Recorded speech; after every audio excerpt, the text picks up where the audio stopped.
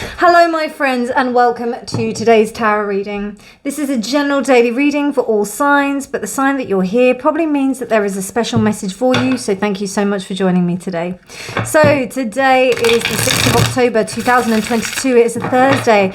Just to let you know, I'm filming this during the day and it is really dark. I don't know what's going on, there's been wind, rain, it's been really intense, really dark. And that's what I've noticed today, but there's some insane transit today, which I'm really excited about actually, and probably you can hear it in my voice as well. Mercury in Virgo is trining Pluto retrograde in Capricorn. Now this has happened twice before, on the 22nd of August and also the 27th of September.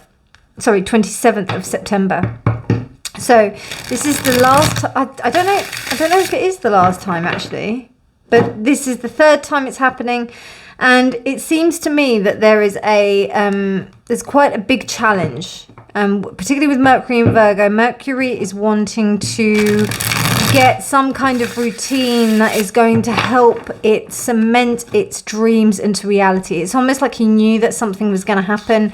You knew that something was going to take place. You knew that there was this thing on the horizon, and now it's arriving, and now it's time for you to put it into action. This is great, but just remember that saying, with great power comes great responsibility. You are ready to take this step. You are ready to jump out of this nest and fly. Take these few next days to prepare yourself to make this announcement. If you are launching a business, if you are deciding to do something different, if you are deciding to make that step where maybe you might be deciding to travel or something like that, take some time to really see how you're going to launch yourself into the world, and then watch yourself just fly. All right, my darlings, with that beautiful positive start to the day, let's see, or astrological outlook, and also being the day of Jupiter as well, it's just that time for expansiveness, isn't it? It's just really exciting. I'm reading with the Ethereal Visions Tarot. I'll be clarifying with the Yogic Path Oracle deck. So let's see what the cards have in store for us today. These cards are shuffling beautifully today. Okay, right, dear Spirit, what messages do you have for the collective? Thursday the 6th of October, the Hanged Man reversed, the Five of Wands.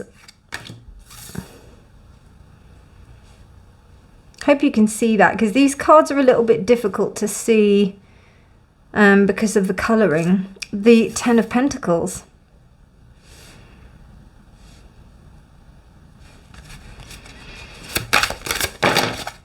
The Six of Wands.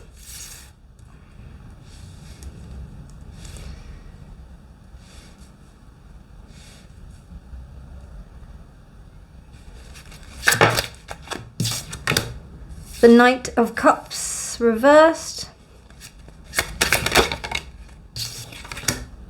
The Wheel of Fortune. Oh, God, this is interesting. The King of Wands. All right. And the Seven of Swords reversed. Wow. I like this already. Okay, bottom of the deck energy is the Four of Cups. Yes. Okay. And yeah, I'll take one from the top. Well, would you look at that?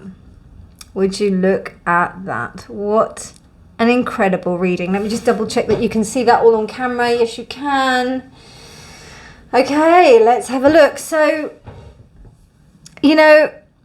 from having this time to be able to change your perspective, possibly on a situation, particularly in an emotional situation. Now, this can be to do with relationships or career.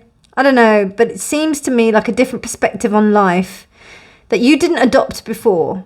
And it's taken some time, solitude, contemplation, maybe not so much solitude, but it's involved like you spending time away. These two cards involve people being away and doing their own thing and kind of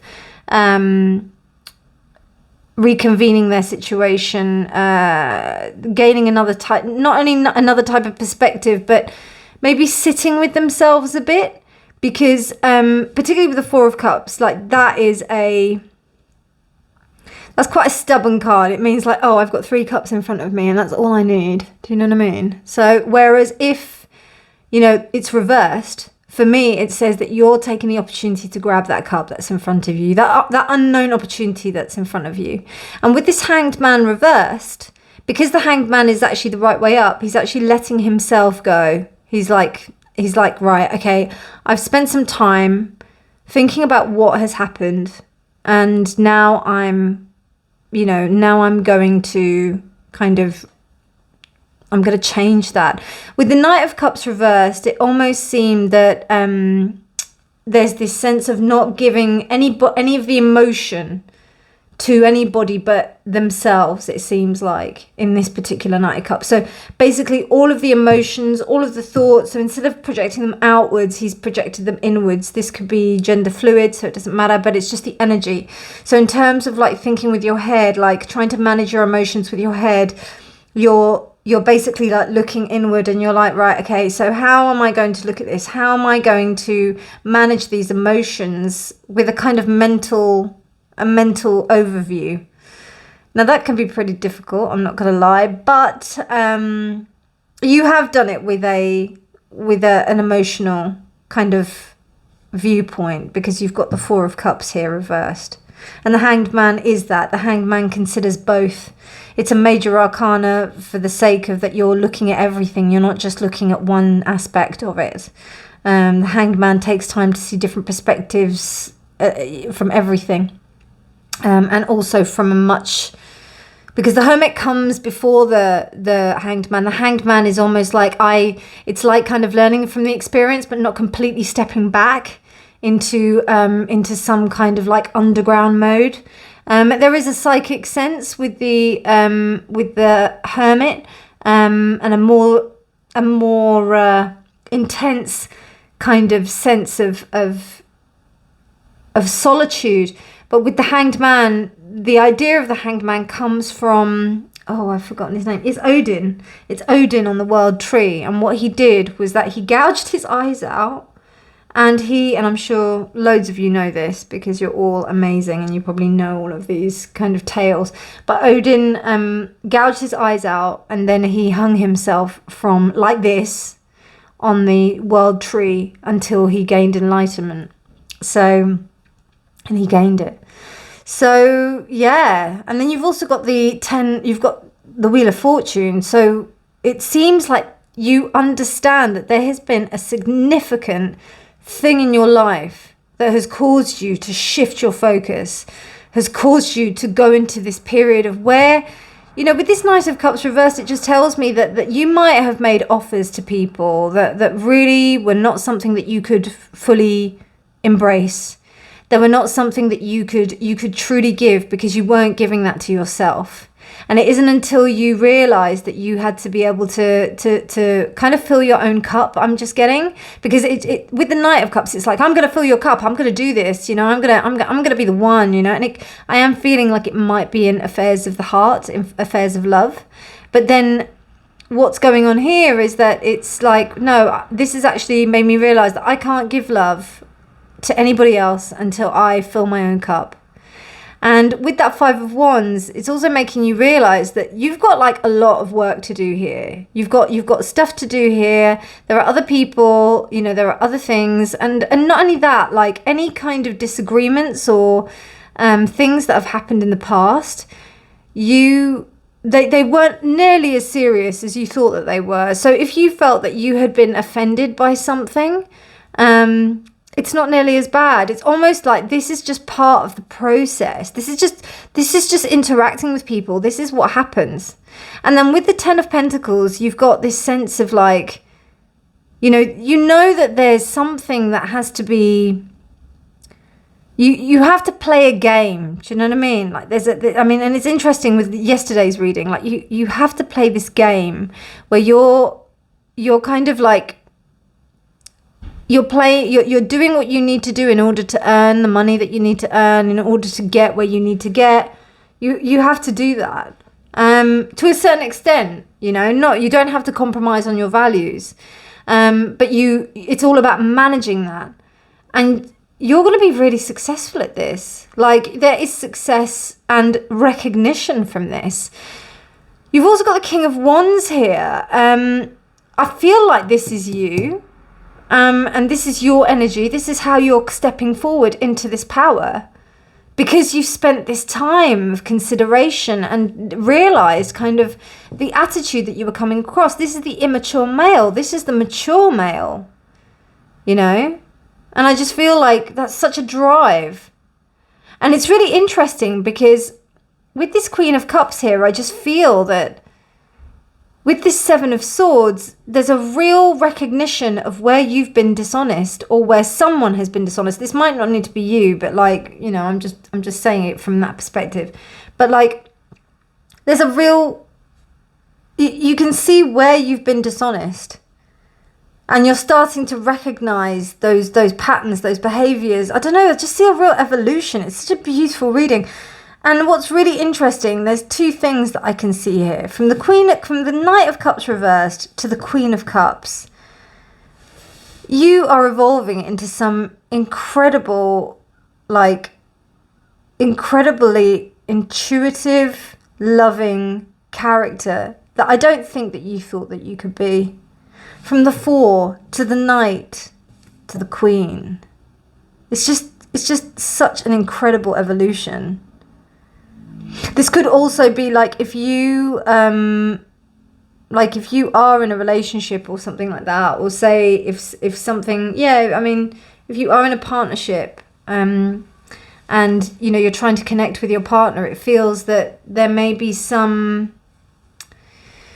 realizations here that there may have been some overreactions, and also, you know, there is a game to be played, but you know, a sense of honesty within oneself is all you really need. Yeah, honesty and integrity, a lot of integrity, because the King of Wands is like, he's somebody who knows what he wants. And not only that, like, he knows that he can't be in this Seven of Swords energy if he wants to embody or be with. So embody as in, like, if he wants to have those qualities as well, or if he wants to be with someone like that, you know. I think there's just some beautiful energy, and I think it will be really successful, you know. I really do. Really, really successful. It could be a business partnership. It doesn't have to be like necessarily a romantic partnership. But I do feel like there are emotions here. So yeah. But it may be emotions. It may even be like a brother and sister relationship, you know. Finally realizing that, you know, a point of view from friends. It could be two friends. Yeah, I'm just seeing that somebody's coming to light over their behavior because they've realized that what they offered was not what they could give. And then now they're coming back and they're realizing that actually they may, like, I think they can give it. I think they do know that they can give it, but they have to be honest with themselves about in what capacity. Because, you know, if you don't know what the other person wants, you know, and we're talking about communication here.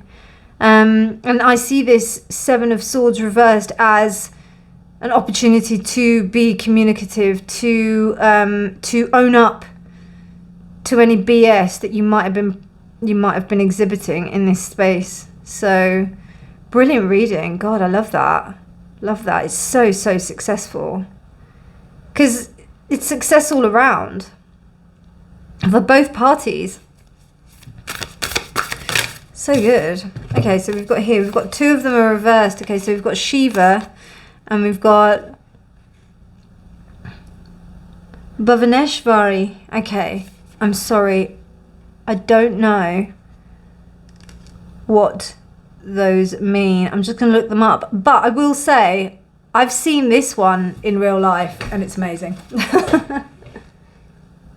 Okay, there's a pretty important message here. So, with Shiva, you know, Shiva is the God that, like, the divine, I think it's the divine creator. It didn't even say that in the guidebook, which is really annoying actually, because I always forget. And when it comes to religions and deities, I don't know, when you give me the Greek ones, like the whole way, the Greek ones or the Roman ones, but when it comes to the Indian ones, and I know that that's my heritage, but I just don't remember. So don't give me a hard time for it. But like, I think it's he was dancing on top of the mountain basically, and also he started to practice the idea of the yoga, what we see as divine yoga, not the yoga that is the body in practicing, which I think it is part of it, but he also did the connection with the divine and God. And what this card, when it's reversed, is saying is that you need to, there's a lot of people that may be saying that what you're doing is when you change your habits, when you change things that you're doing, particularly if you're going to change jobs or something like that, just as an example, like for example, you're so fed up with your job and then you quit it, right? Because you're really unhappy. And people think you're crazy because you haven't got another job. You've just left your job, right? People are going to say that you're crazy. Now, in this day and age, it might be a little bit crazy because how things are now financially, it's just not, it's a bit hairy right now. But in the respect of taking a risk, you're doing something that other people are going to find fearful. So they're going to be projecting their fears onto you. And particularly when you've got this incredible thing that's going on here, they're not going to see what you have to go through. They're not going to see the kind of like thinking space that you're going to have to go through to put yourself in a better state so that you can take that decision that you needed to. So, don't listen to naysayers. If people are saying that what you're doing is not right, or that you're taking a risk or whatever, let them get on with saying what they have to say. That's their business, and you just carry on. There will be naysayers. People will be. Just do everything you can to like block them out of your life and just get on with what you're doing. Obviously, you've got your friends that you trust, and those are the ones that you will consult. But other people who don't have your best interests at heart, get them out. And then you've got Bhuvaneshwari, and this is about oh wow, I've forgotten. Hold on one second. So this is about space, creating some kind of breathing. There's a really interesting breathing practice which I do surrounding the microcosmic orbit, which is vital to Qigong practice. And basically what you do is when you breathe in, and then you also notice the space where you hold your breath, and then you breathe out. There's four parts to the breath. And when you start to just focus on so you breathe in and then you breathe out. So you've got those four, and then you breathe in, stop, breathe out, stop. So you've got those four spaces. And when you start to kind of think about those spaces, maybe take some time in meditation or something to slow yourself down, then that's going to help you to kind of manifest this, because this is a really beautiful spread to manifest something really big, considering that what I said in the earlier part of the reading as well. So I think that at the moment people are naysaying you, and there's a need for some space, and there's a need to breathe, to allow yourself to breathe this into action. Because if you don't breathe, how are you going to be able to do any of this? So I hope you enjoyed that reading. That was an incredible reading, and I'm sorry it took so long.